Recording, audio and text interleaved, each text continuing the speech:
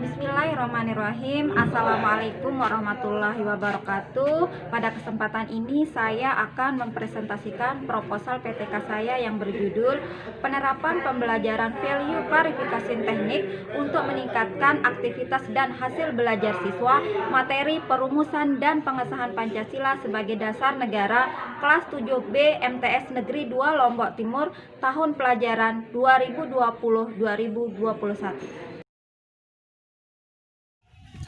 Bab 1, latar belakang.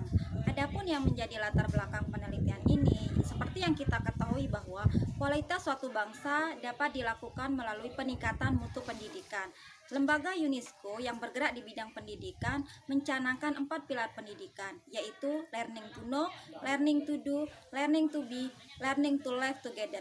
Nah, keempat pilar ini yang membentuk dan membangun pola pikir pendidikan di Indonesia. Kurikulum 2013 adalah kurikulum yang mengutamakan pemahaman skill dan pendidikan berkarakter.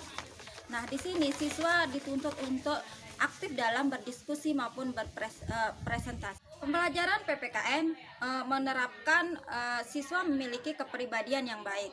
PPKN membantu siswa agar memiliki sikap saling menghormati. Nah, di sini peran guru sangat dituntut untuk dapat menciptakan proses pembelajaran yang menyenangkan, bermakna, menantang, serta dapat mengaktifkan siswa dalam pembelajaran.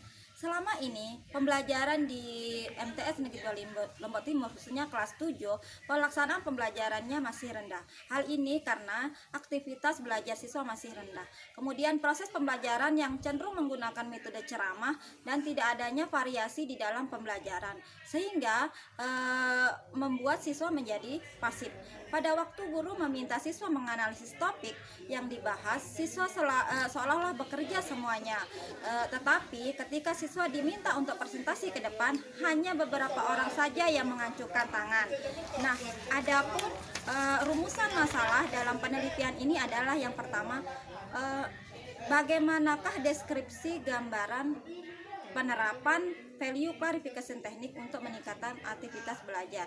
Yang kedua, apakah penerapan value klarifikasi teknik dapat meningkatkan hasil belajar siswa. Adapun tujuannya adalah untuk mengetahui peningkatan aktivitas belajar siswa melalui penerapan pembelajaran value klarifikasi teknik. Kemudian yang kedua, untuk mengetahui peningkatan hasil belajar melalui penerapan value klarifikasi teknik.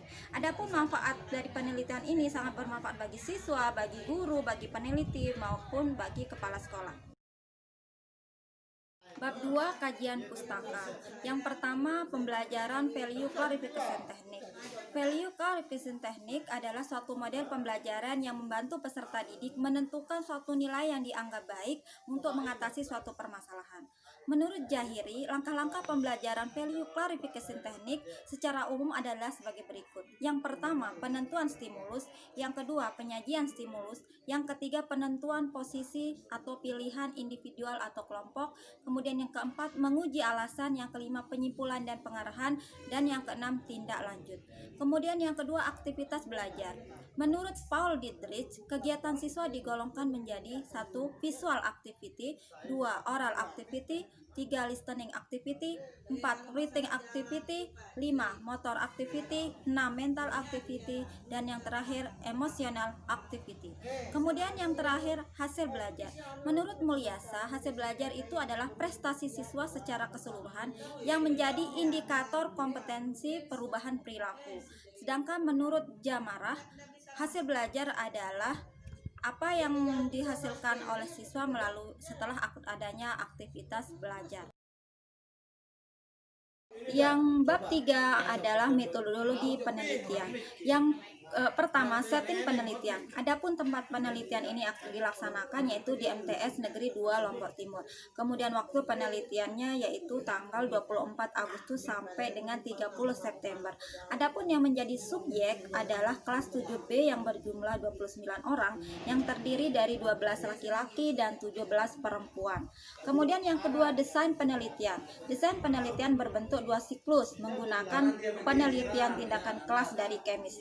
Setiap Setiap siklus terdiri dari 4 tahapan, yaitu perencanaan, pelaksanaan, observasi, dan refleksi. Adapun instrumen pengumpulan data yaitu 1.